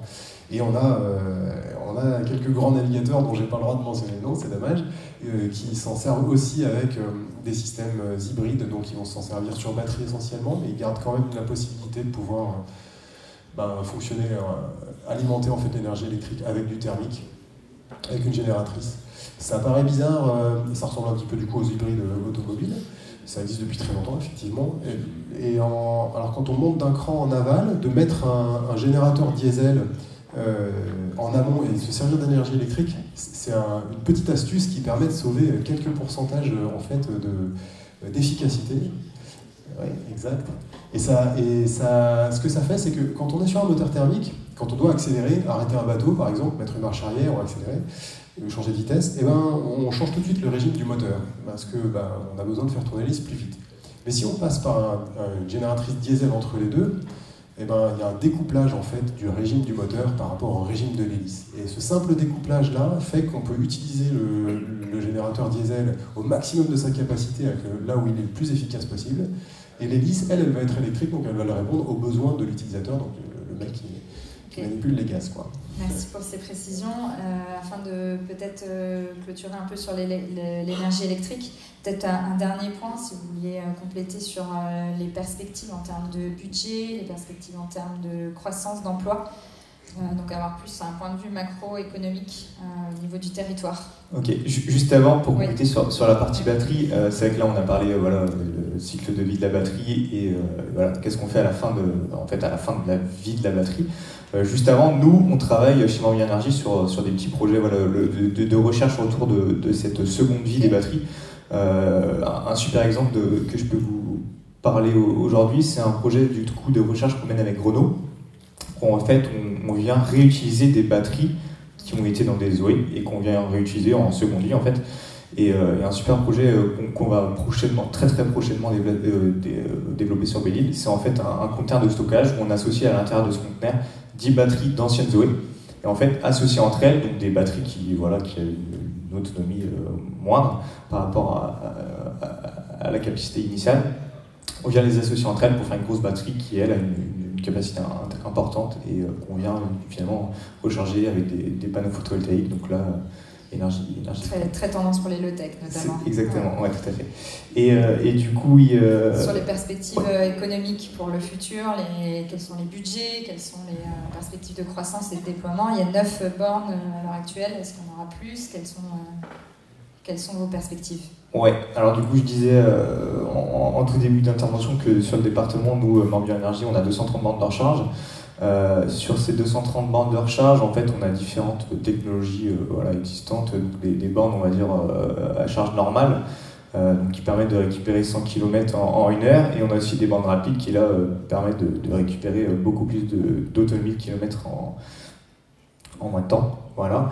Donc les technologies, comme j'ai dit, évoluent énormément, et donc que ça soit au niveau des véhicules où là l'autonomie grandit, les véhicules se modernisent. Et également du coup sur la partie infrastructure où là de recharge où en fait les technologies évoluent. C'est une technologie, on va dire, qui paraît récente, qui a une petite dizaine d'années, mais qui évolue très rapidement, où voilà, nous sur ce parc de bornes de recharge électrique, nous, forcément, il faut l'entretenir derrière. Donc il y a de la maintenance, il y a de la supervision, il y a un peu de tout ça, et comme on l'a dit tout à l'heure, forcément la conjoncture actuelle fait notamment que les véhicules électriques vont grandir. Ça va se déployer.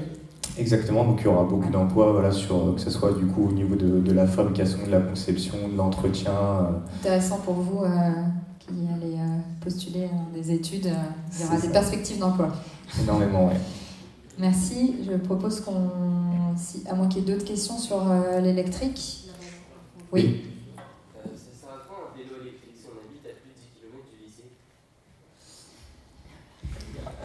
Alors, la boulangerie à côté de chez toi. 10 km. Globalement, un vélo électrique, tu peux faire facilement 10 km. Hein. Oui. C'est pas fatigant. Hein. Mais après, ton vélo électrique, tu ne fais pas qu'aller au lycée. Tu vois des potes à toi à côté de chez toi. Enfin, je sais pas. Tu vois, tu peux t'en servir pour tes usages du quotidien, aller faire une course à côté de chez toi. Enfin, voilà. Donc, ce qu'il ne faut pas, c'est se cloisonner à se dire j'ai un vélo électrique, je fais ce trajet-là, donc je ne peux pas l'utiliser parce que ça ne correspond pas à mes attentes. Si, il faut que tu aies un panel de mobilité, et dans ce panel de mobilité, tu choisis le mode de déplacement qui convient le plus au déplacement que tu dois réaliser. Voilà. Et partant de ce principe-là, on n'éradique ni le bus, ni la voiture, ni le vélo, ni rien. On prend juste le moyen le plus efficace pour faire le déplacement donné. Voilà. Donc, tu peux t'acheter un vélo électrique.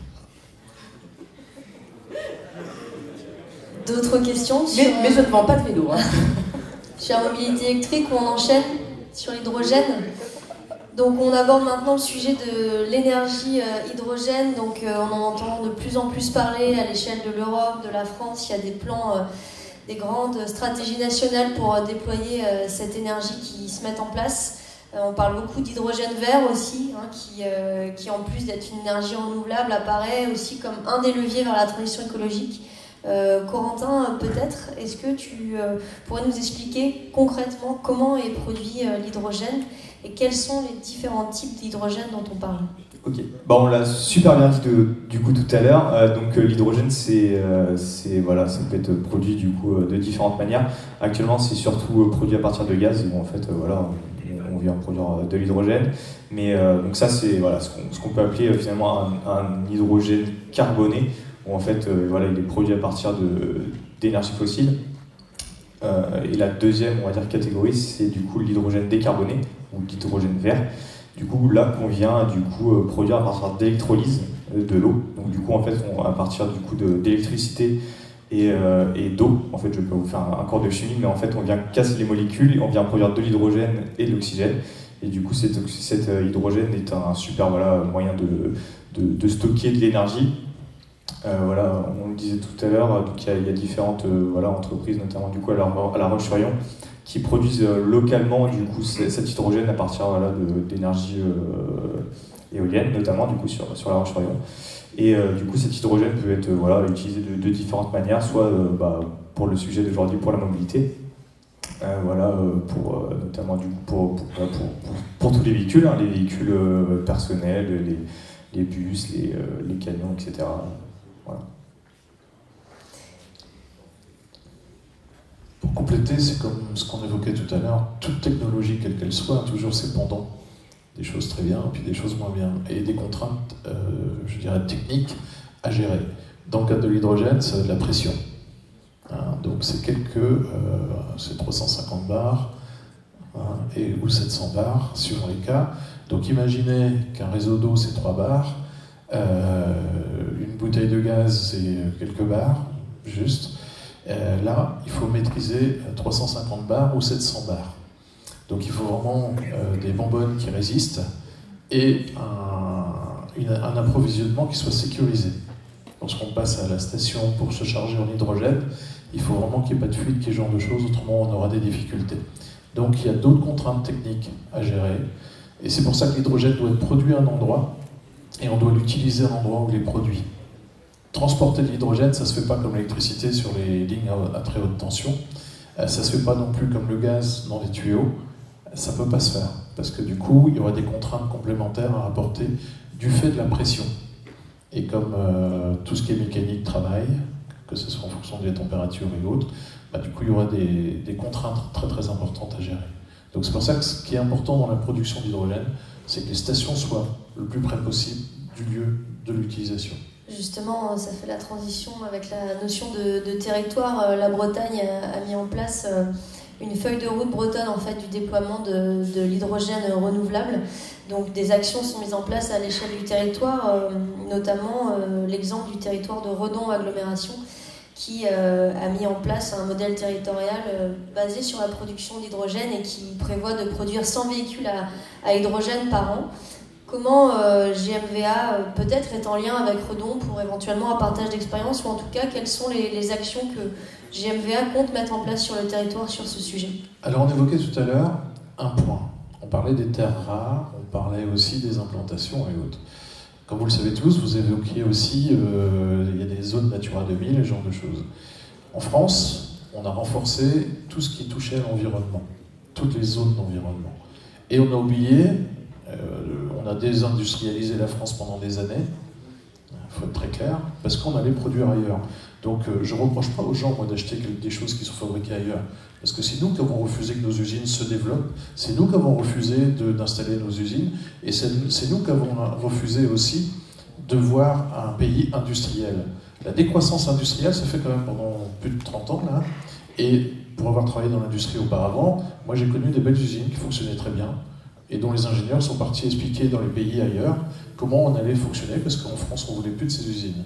Donc à un moment donné, il faut aussi arrêter de donner le fer pour se faire battre. Et il faut aussi que vous, la nouvelle génération, vous vous disiez que demain, il y a tout un pays à reconstruire au niveau de l'industrialisation. On a des capacités intellectuelles, on a des capacités aussi d'innovation qui sont très fortes, sauf que, moi je l'ai vécu, je l'ai vu, chaque fois qu'il y a eu besoin de développer des activités, on n'a eu ni les fonds, ni la volonté politique de le faire. Et on a mis tellement de contraintes que comment on le fait? Le pays de Redon peut le faire. Ici, nous sommes dans un territoire où on nous dit il est exceptionnel, remarquable, etc. Et on ne peut pas mettre... Alors, on parle des hydroliennes dans le Golfe, et déjà, beaucoup de gens disent on est contre. On parle des éoliennes, beaucoup de gens disent on est contre. On parle des panneaux solaires, et on nous dit il faut intégration paysagère. Mais demain, si on doit faire quelque chose, comment on le fait? Avec toutes les contraintes qu'on s'est créées.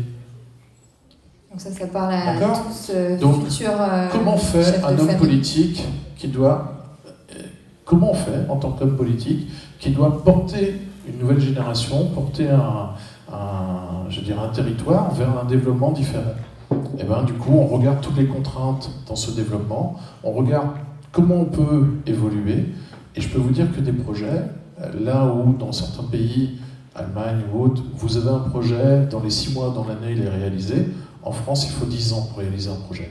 Entre-temps, il y a eu 2 à 3 générations techniques qui s'est passées. Donc c'est un fait, il faut le prendre en compte. Ça amène du travail, hein, il y a plein d'études, il y a plein de choses, mais à un moment donné, on doit se poser la question, qu'est-ce qu'on veut, à quelle vitesse et pourquoi? Je rebondis avant de prendre ta question. C'est vrai que c'est un sujet de souveraineté aujourd'hui au niveau national, au niveau européen. La question de l'autonomie énergétique, on l'a vu avec le conflit russo-ukrainien, avec l'approvisionnement en gaz qui devient donc plus compliqué pour la France aujourd'hui, en tout cas le gaz russe. Donc l'hydrogène est quelque chose sur lequel l'Europe veut se positionner comme une force, comme une souveraineté. Elle a investi près de 40 milliards, donc le plan hydrogène européen. Donc il y aura certainement des répercussions au niveau national et territorial. Donc c'est une filière d'avenir en tout cas en termes d'emploi, d'études, de technologie, d'innovation. Donc ça c'est plus aussi pour vous en termes de perspective à réfléchir. Maintenant je prends ta question.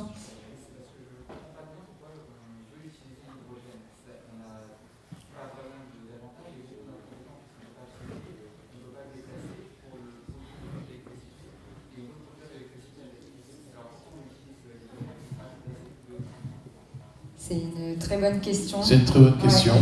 Merci beaucoup. Si tu veux travailler, t'investir dans un nouveau développement d'une nouvelle énergie, il ne faut pas hésiter. En vérité, l'hydrogène est une énergie et un concept qui existe depuis des années, comme l'électrique, et c'est plus simple de développer de l'hydrogène, notamment pour toutes les mobilités, que d'avoir des packs de batteries à gérer et qu'il faut recharger. Parce que le grand problème, c'est que lorsqu'on sera tous les millions de voitures qui circulent à l'électrique, comment on recharge toutes ces voitures en même temps? Et comment on assure une mobilité pérenne? Tandis que l'hydrogène, une fois qu'elle est produite, elle est stockée. Comme je dis, il faut la stocker sur place, c'est des conteneurs un peu particuliers.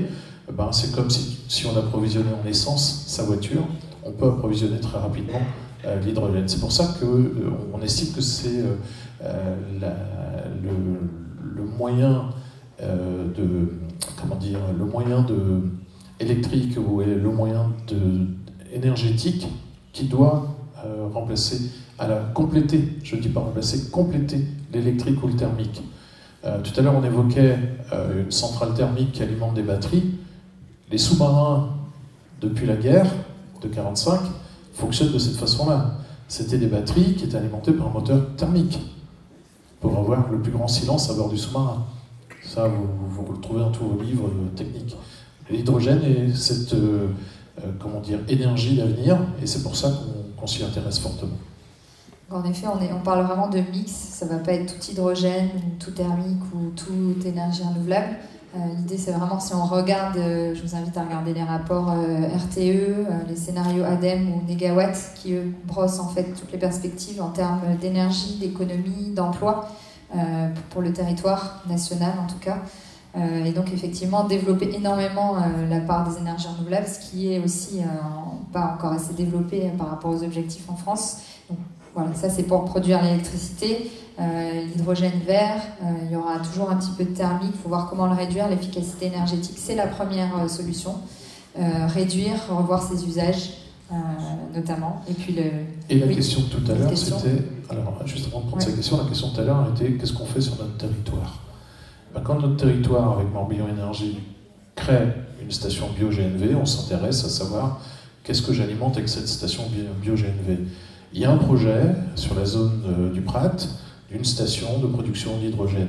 Donc nous, notre réaction à côté, c'est de se dire, est-ce qu'on va migrer nos bus vers l'hydrogène pour permettre à cette station de se développer, de vivre, etc.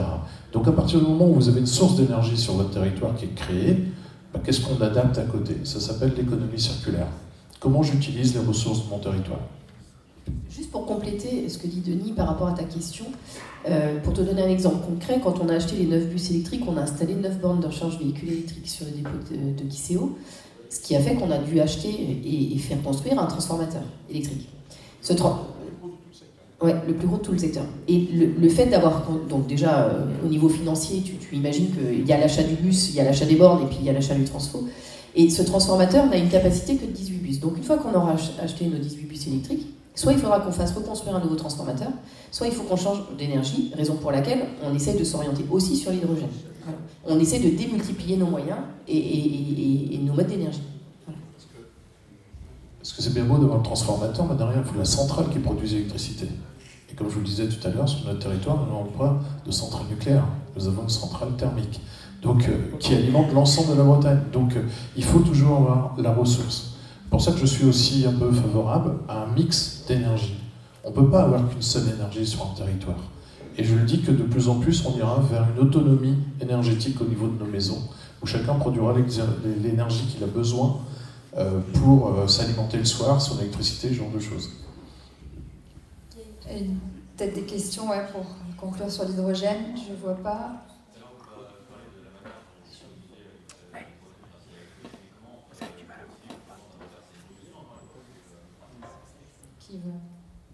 Je peux répondre à cette question. Donc du coup, en fait, un véhicule hydrogène, c'est un véhicule électrique. C'est juste que en fait, on vient finalement remplir ton réservoir avec de l'hydrogène sous forme de gaz.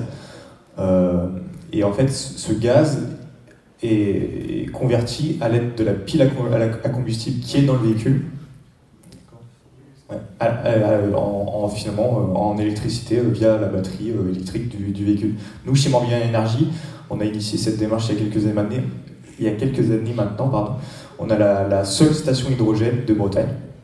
Donc, je ne sais pas si certains ont eu l'occasion de visiter notre site, mais sur notre site qui est basé à Vannes, du coup, zone de Biscanen, on a des panneaux solaires. Cette électricité produite est transformée du coup en hydrogène, et nous, cet hydrogène, on l'utilise dans 2 véhicules, bientôt un 3e dans lequel on va investir. Mais clairement, voilà, c'est un véhicule électrique, une batterie électrique. Exactement. En fait, l'avantage de l'hydrogène, c'est que tu vois une batterie, tu vas la recharger pour les meilleurs véhicules, les plus grandes autonomies en 30-35 minutes. Alors que l'hydrogène, tu vois, c'est un transfert de pression avec du coup le gaz que tu as produit et le gaz que tu stockes dans ton véhicule. Et en fait, ce transfert de pression, il se fait en 5 minutes. En fait, c'est le gros avantage de l'hydrogène. Et tu fais un plein assez rapide. Une autre question ?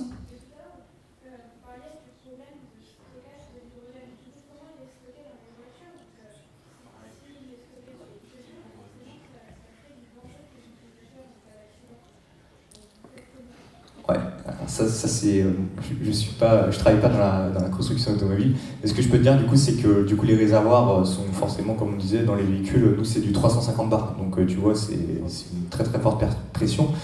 Et au niveau de sécurité, s'il y a quoi que ce soit, en fait, les organes de sécurité sont bien prévus pour que s'il y a quoi que ce soit sur le véhicule, le réservoir se vide et il n'y a aucun souci au niveau de potentielle explosion du véhicule. Voilà. Il y a eu plusieurs générations aussi. Ouais, Puis il y a eu des tests et les premiers n'étaient pas concluants, je crois. Merci en tout cas pour vos questions et l'interaction.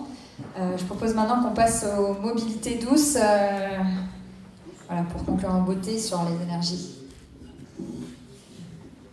Alors, petite question pour commencer. Est-ce que vous savez en pourcentage quelle est la part des déplacements qui est réalisée en vélo en France? Donc, sur une journée type, le mode de transport le plus majoritairement utilisé par les personnes, quand c'est le vélo, combien de pourcents ça représente? 2%? 5? 7? C'est pas mal, on est à 3%. Voilà, donc 3% des Français utilisent majoritairement leur vélo pour se déplacer par jour. C'est un chiffre évidemment très bas. Le but du gouvernement, c'est de mettre en place, notamment on l'a vu suite au Covid, il y a eu un plan de mobilité vélo et mobilité active, et l'objectif c'est de tripler cette part d'ici à 2024, donc d'arriver autour des 10%. Un petit focus rapide sur la trottinette électrique, on en parlait tout à l'heure, d'un point de vue vraiment là, de son empreinte carbone. Il faut savoir qu'une durée de vie moyenne de la trottinette, c'est environ 6 mois. Et... Comment ? En libre service, oui. Et sa batterie n'a une durée de vie que de 3 à 6 mois. Donc voilà, ça implique un renouvellement permanent et donc une empreinte très forte sur l'ensemble de son cycle de vie. Donc on en a parlé tout à l'heure, depuis l'extraction, son usage jusqu'à la fin de vie.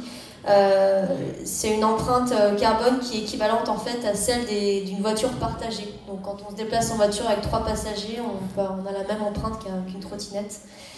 Donc c'est plutôt un usage qui substitue davantage, comme on disait tout à l'heure, aux piétons vélo plutôt qu'aux voitures. C'était une question.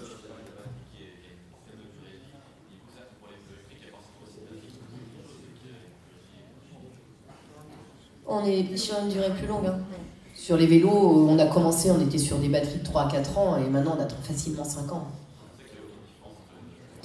C'est pas la même taille, c'est pas les mêmes usages, c'est pas la même technologie, ouais.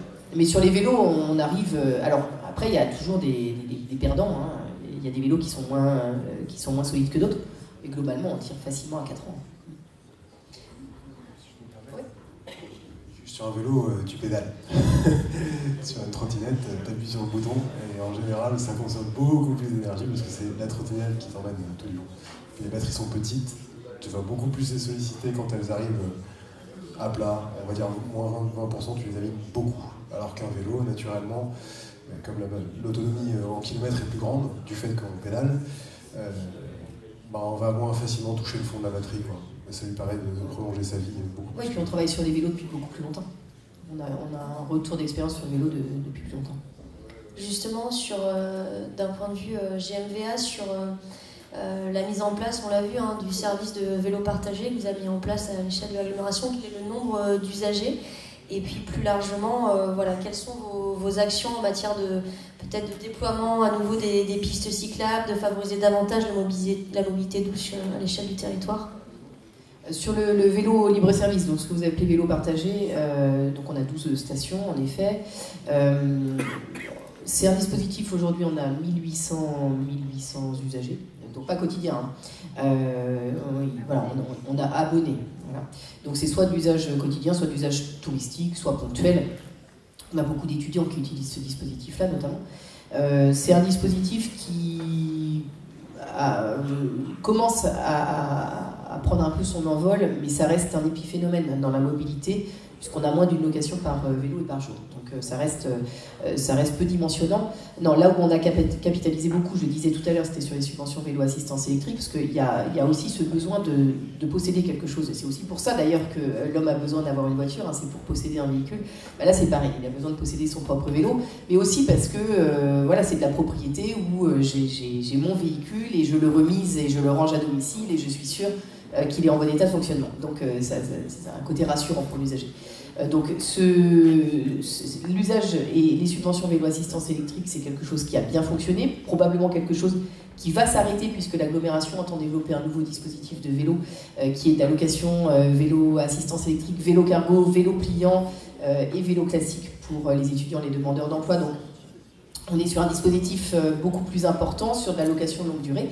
Donc on est dans un phénomène de propriété, mais on est sur de la location et c'est une demande forte sur le territoire hein, qui commence à émerger. On a des territoires comme Saint-Nazaire qui, il y a 5 ans, ont fait l'acquisition de 400 vélos, ils sont rendus à 2500 vélos. Donc on voit bien qu'il y a une vraie demande de la population et c'est un dispositif sur lequel on s'oriente. L'offre crée la demande. Et puis on a, alors ça c'est vraiment sur le véhicule en tant que tel, et puis on a des demandes partout sur le stationnement vélo, parce que ça aussi c'est important, on parle du vélo, mais le stationnement sécurisé surtout, c'est une demande forte sur les lieux d'emploi, les lieux d'enseignement. Je prends mon vélo très bien, mais j'ai pas envie de me le faire voler. Donc, 40 000 vols de vélo par an, je témoigne, je me suis fait voler mon vélo hier. Voilà. Pas à Vannes, à Rennes. Non, pas à Vannes. Donc ne vous empêchez pas d'acheter un vélo pour cette raison, mais investissez dans un bon cadenas. Voilà, non mais c'est important parce que c'est aussi un frein à l'usage. Hein. Moi, j'ai pas, voilà, il y a des gens qui n'ont pas envie de prendre leur vélo parce qu'ils n'ont pas envie de se le faire voler, parce qu'il a coûté cher, parce qu'un vélo cargo c'est 4 000 €, parce que je pourrais jamais les remettre. Enfin, voilà, donc l'objectif aussi, c'est d'aller développer des plateformes de stationnement vélo temporaire en se disant, l'été par exemple, j'ai des usages que je n'ai pas l'hiver, donc je ne vais pas aller installer des choses pérennes, je vais aller installer du temporaire, donc on fait ça. On installe aussi des box à vélo. Quand vous faites du covoiturage, vous pouvez aller à l'aire de covoiturage, déposer votre vélo, laisser votre vélo toute la journée sur l'aire de covoiturage, je pense que vous ne le revoyez pas le soir. Donc voilà, ce sont des dispositifs qui ne sont pas très coûteux, mais qui permettent vraiment de sécuriser l'usage. Ouais.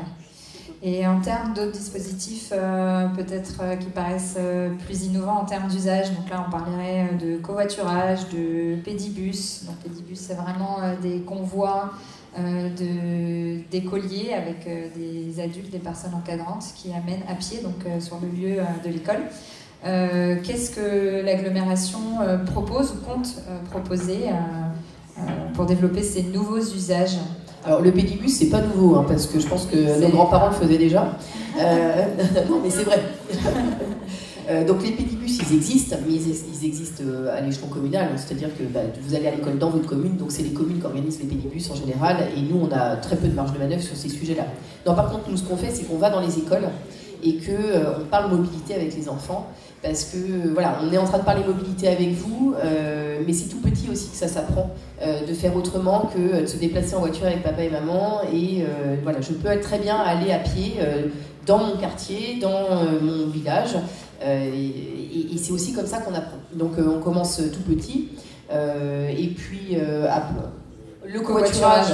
Le covoiturage, on a Wesgo. On a eu du mal à le faire émerger, il commençait à prendre, la crise Covid est passée par là, ça a été un peu compliqué. Globalement, on a un vrai levier sur le covoiturage, c'est le coût du carburant. Voilà, ça n'a échappé à personne qu'il est extrêmement cher et que dès qu'il commence à être cher, on commence à réfléchir autrement. Donc le covoiturage, c'est ça vraiment notre levier. Aujourd'hui, il reprend.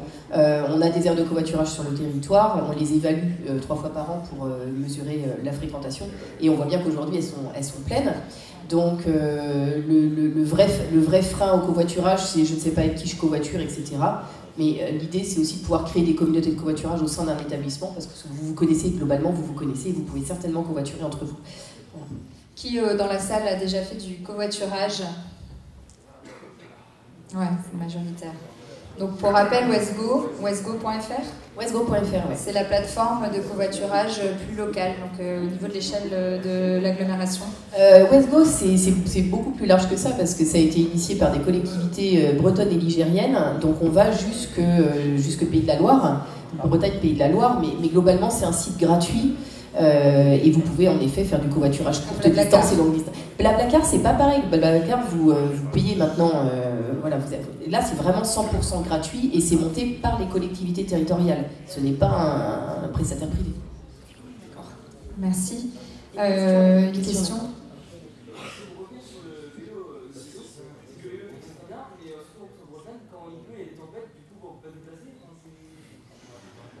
Alors, il n'y a pas de mauvaise météo, il n'y a que des mauvais équipements. C'est ce que disent les Scandinaves quand ils font l'école toute l'année dans la forêt. C'est toujours, je trouve qu'on est en déficit d'eau. Donc moi, il ne pleut pas beaucoup en Bretagne. Hein. Bon, ouais. Non, on peut oui, en Hollande, pays où il y a beaucoup d'eau aussi, et il y a énormément de vélos et ils font des milliers de kilomètres en vélo. En Finlande, Suède, Norvège, ils circulent même sur la pluie avec des pneus cloutés. Donc c'est qu'une question d'usage et c'est vrai que c'est bien commencer sa journée en arrivant frais et ça réveille. On sent du sport. Une autre question peut-être sur les mobilités douces, vélo, covoiturage, marche à pied. Oui ? Est-ce que tu peux parler un petit peu plus fort, s'il te plaît ?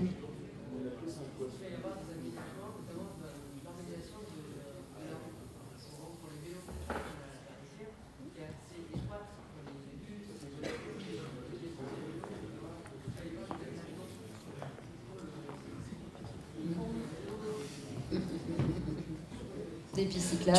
Il pose la question qui fâche. Non, globalement, ça fait partie aussi de notre métier, hein, c'est tout ce qui relève des infrastructures. Et voilà.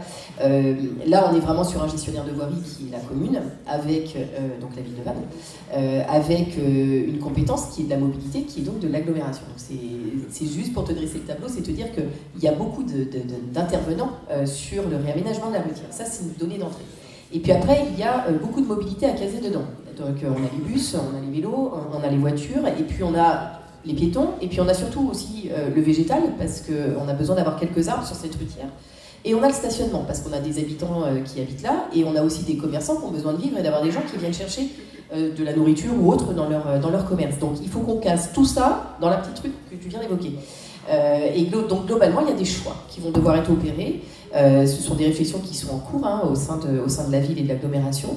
Et il y a des choix qui vont devoir être opérés pour savoir à qui on donne la priorité. Et est-ce qu'on fait des choix de se dire, est-ce qu'il y a des modes que j'enlève ? Est-ce que tout doit passer par la routière ? Est-ce que je dois conserver mon stationnement ? Voilà. Et tout ça en sachant que si je supprime le stationnement, je vais faire des mécontents. Si je supprime le bus, je vais en faire d'autres, etc. Donc on essaie de tout mettre dans la balance et de mesurer quels sont les impacts les moins négatifs et comment est-ce que je peux compenser ce que je ne vais pas faire en le faisant ailleurs.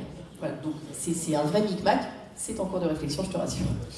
Merci. Comme je vois qu'on arrive à la fin de la table ronde, je propose une dernière question, ou plutôt un conseil. En tant que professionnel élu, quel conseil donneriez-vous aux étudiants et étudiantes ici présents en termes d'usage, mais aussi en termes de perspective d'emploi pour la suite ? Je ne m'inquiète pas pour eux, pour l'emploi. Vous avez remarqué qu'on parle de dynamique, de nouveaux projets, de nouvelles technologies. Si vous êtes curieux, passionné, moi ce que je vais vous donner comme conseil, c'est de tester les différents modes. Soyez attentifs à ce qui se fait un petit peu partout, les usages, dans les autres villes, dans les autres communes, dans les industries. Renseignez-vous sur ce qui se passe autour de vous. Et vous serez très surpris de découvrir des choses que vous ne connaissez absolument pas. Et des fois, juste la porte à côté ou juste la société à côté. On est bien d'accord ? Donc soyez curieux. Et au niveau de l'emploi, n'hésitez pas. Postulez dans les sociétés. On peut prendre l'exemple. Morbihan Energy est une société dynamique. Et il y en a plein des sociétés comme ça. Donc je ne m'inquiète pas pour vous. Vous aurez un avenir, un devenir. Et soyez curieux surtout. Soyez curieux, inventifs. Testez les différents modes de transport. Vous verrez, on s'habitue.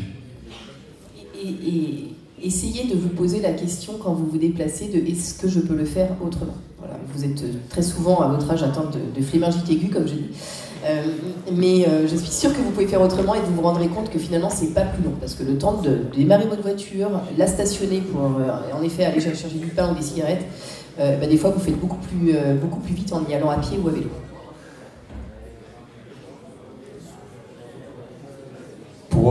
Pour parler vraiment emploi ou alternance, stage, etc. Un super conseil que je peux vous donner, c'est ne pas hésiter, foncer. Moi, pour prendre un exemple, Morbihan Énergie, moi je suis rentré en candidature spontanée. Je me suis intéressé à ce qui se faisait autour de moi. Voilà, ce qu'on disait, voir les entreprises de mon territoire. Et voilà, j'ai vu qu'il y avait une super entreprise qui était Morbihan Énergie. Et je me suis dit, pourquoi pas. Et voilà, en créant votre intérêt, vous pouvez peut-être créer un poste. Et voilà. Voilà ce que je peux vous donner comme conseil. Ne pas hésiter. Rémi ? Et juste dans ce conseil, mais Rémi va compléter, si vous ne trouvez pas votre bonheur dans le choix que vous faites dans les sociétés, créez la vôtre avec un projet. La transition direct, merci. Je sais pas si on a beaucoup... Enfin, moi, je ne me considère pas en position pour vous donner des conseils. Vous avez plein de... Enfin, toute la question tout à l'heure vis-à-vis de l'eau était super intéressante parce qu'une mutation sociale, c'est aussi dur que ça. Je ne sais pas si la réponse a suffi à te convaincre d'aller sous l'eau avec ton vélo. C'est dur, c'est pas facile de changer de mode de pensée en fait. La génération du dessus, les générations du dessous, vos parents, ils ont un mode de pensée qui est issu de toute leur culture et ils emmènent tout ça avec vous, ils vous la transmettent et vous allez venir avec vos autres contraintes et vous avez un prisme qui est différent et qui est super intéressant. Je vous engage vraiment à l'exploiter.